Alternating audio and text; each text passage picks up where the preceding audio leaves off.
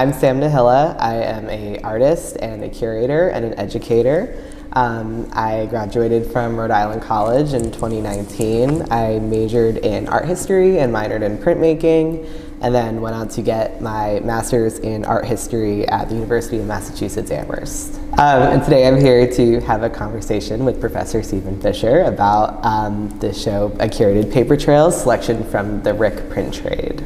And I am Stephen Fisher, professor of printmaking and drawing at Rhode Island College since 1990, practically a fixture at this point. In 2005, we started doing the print trade portfolios in the advanced print classes. And I think there were a couple of things that spurred that. I had in 2001, I had participated in a print trade portfolio with the Corcoran Museum, which was kind of an international thing. And then around 2005, John Rapsack, who was either still in or just finishing at RISD, brought in a trade portfolio that he had done at RISD, and the advanced students were very excited about the idea. And so that's how it all started. Initially, it was done every semester. That got to be a bit much. Yeah. and so we've been doing it once a year, with the exception of the COVID years. When you started doing the print trade, was there like a, did you feel like you had to do any sort of like prep work to like get students on board to this idea? Because it kind of, if it comes out of nowhere, it seems kind of like a lot of work first, but then also just like this really immense kind of like professional experience to put this together. Well, I think one of the ulterior motives with it is it had actually forced students to actually print editions. Yeah, a hard task sometimes. Yes. And initially the classes weren't too big, so that wasn't a big problem, but ultimately we had some advanced classes that had 15, 16 people in them for a while. Okay, so add in myself, potentially an alum or two, we were producing some very big editions. Yeah, having to go through them all to put the show together. Sometimes they feel like really endless, like there's so many prints, and then sometimes they're little tiny baby trades, and they're always great, but it's such a big variety some years. And some of those really big ones, we also had some students that were so excited about it, they made editions of more than one thing. It's been, you said since 2005, so it's been a while now of these print trades. Are you seeing, like, as it's gone on over the years, have students been like excited and talking about the trade as like a part of being part of the printmaking program? Like, do you see students who are like, not like signing up because of the print trade, but that's something on their minds? I haven't really noticed that, but I do know, kind of the overall enthusiasm of it sort of fluctuates. I'll say one of the draws is Stephen participates. Yeah. So. Yeah, you're a prize. Yes. A coveted prize of the print trade. Yeah. And it's given me an excuse to do a lot of smaller, maybe more experimental things, and do some things on a smaller scale that are, I'll say, a little quicker gratification. Yeah. Because I have a tendency to get myself in over my head a lot. And having a hard deadline on this is like a good push, yeah. That also, one of the things I wanted to ask you when like thinking about the print trade is that like experimental quality. Because I know in your classes you don't assign like subject matter or like assignments that way. You just kind of let students go off and create whatever it is that they're drawn to. Do you see like any big comparisons between the work that comes out of the print trade versus the work the students do just day to day in classrooms? Do they relate at all, or do students really lean into that experimental kind of attitude? No, I think the things they've done for the trade usually reflect kind of where they are you know, what they're doing in the class. And my philosophy has always been one size doesn't fit all ever. And I think the amazing and kind of overwhelming thing about printmaking is that there are so many possibilities. Definitely. Cool. I kind of got that sense too when like putting the show together and thinking about how I wanted to present the work of the print trade and of the printmaking department was when I was flipping through, I would see artists that I knew and be like, oh yeah, that's definitely something related to them. Obviously I don't know everybody, but I think that's really interesting that you've noticed that too, that students don't really present anything that's way out of the norm of their usual work. It's really like a good snapshot of like who you are at this time when you participate in the trade. I'm really curious to what you think about the subgenres I chose for the show. Yeah, because when I was flipping through it, that was the, like I said before, like the one thing I really noticed was a lot of these similar subjects that students tend to lean towards. During the opening, I made the joke of it being the RIC aesthetic of these kind of edgier themes. Do you feel these were like accurate kind of subgenres that you see throughout the printmaking department? Yeah, but I don't know if it's necessarily just for printmaking. I think if you look at the program as a whole, you'll see a lot of that. I guess if I have a personal bias about printmaking, is first of all, I really see it as a drawing medium.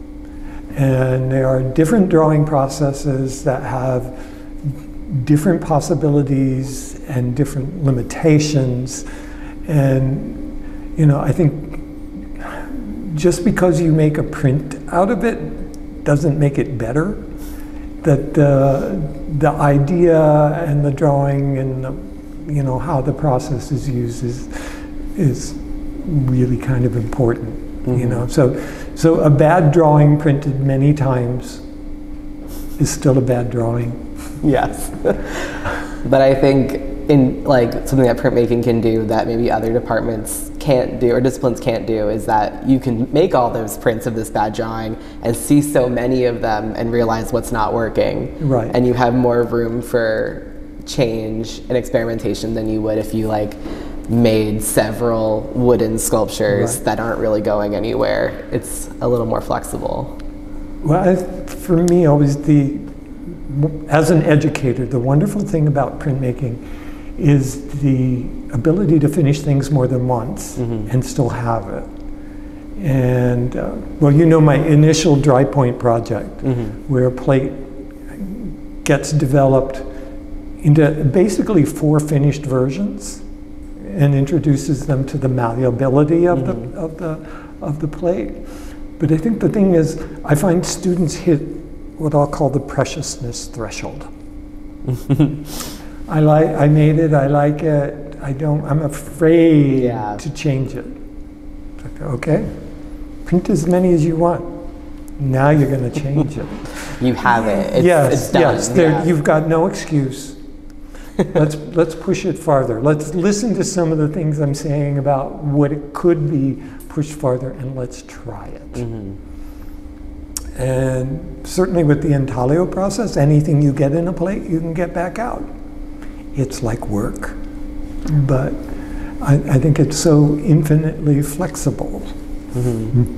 I think that's so I like thinking about the types of printmaking that the RIC printmaking department offers, being intaglio processes, and then also lithographic processes that people get even scareder of, or even more scared of, because it's not as forgiving as maybe etching or relief would be.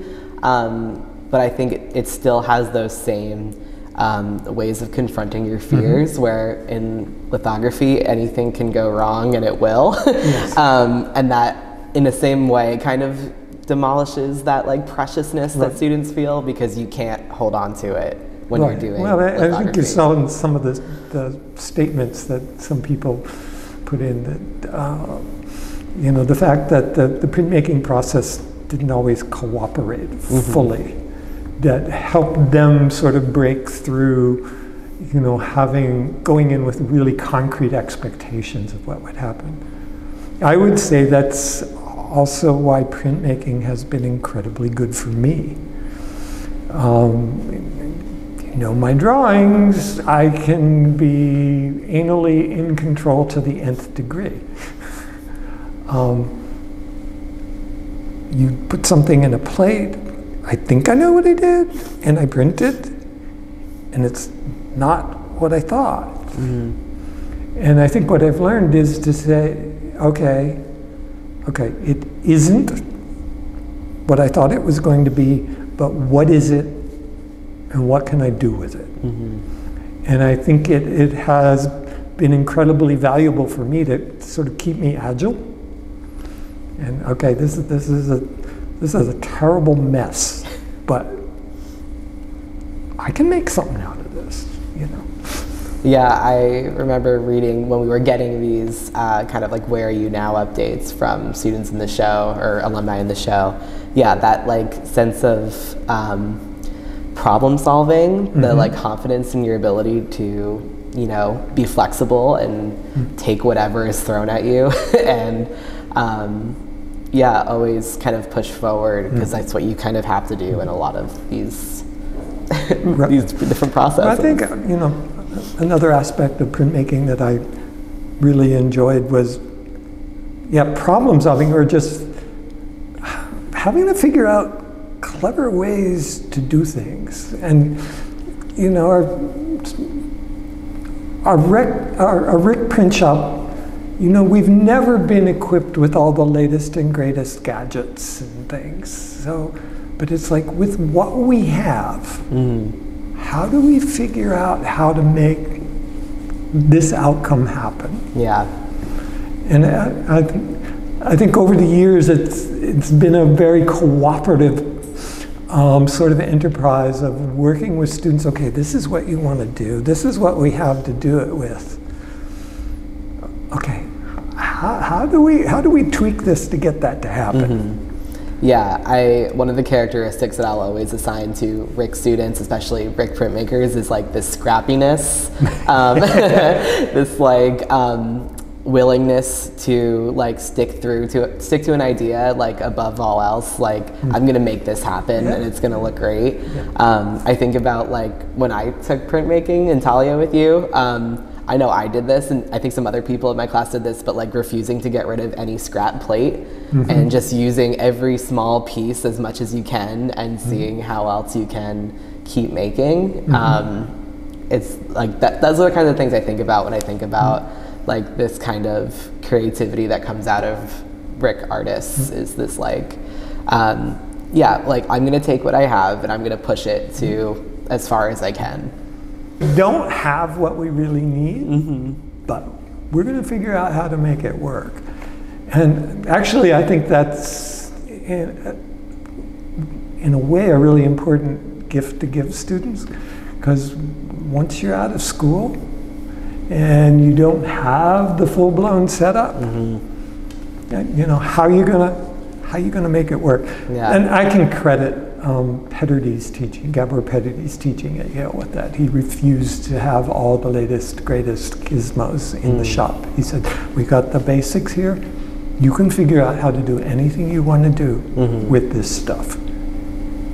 Yeah, that said though, the RIC print shop is really kind of unique.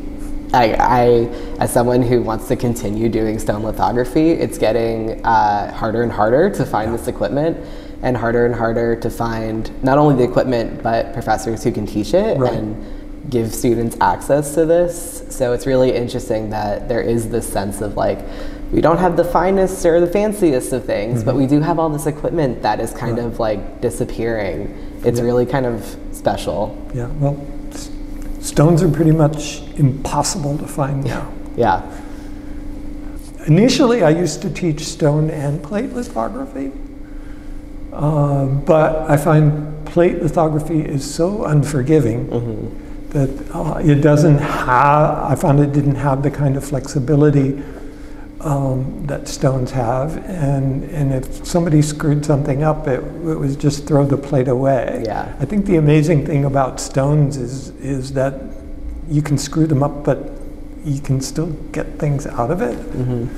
So sometimes somebody will do something that seems incredibly, an incredibly stupid, oh, I've blacked the whole thing out. And I put on my figurative cape and mask and swoop in and do a little magic and say, hey, look, there's something still here. Yeah. It's good for my credibility. Yeah. I remember when you gave me the first litho demo, I believe you said that stone lithography is more like cooking than like science. And I keep that with me all the time whenever I do anything. And I was explaining that to another printmaker I met this weekend at the Southern Graphics Council conference. And I said that quote and they're like, oh my God, yes. Like you feel it with your heart. And like, it's so weird to think of like this like incredibly chemical process of like, yeah, you just kind of feel it out, do what feels right.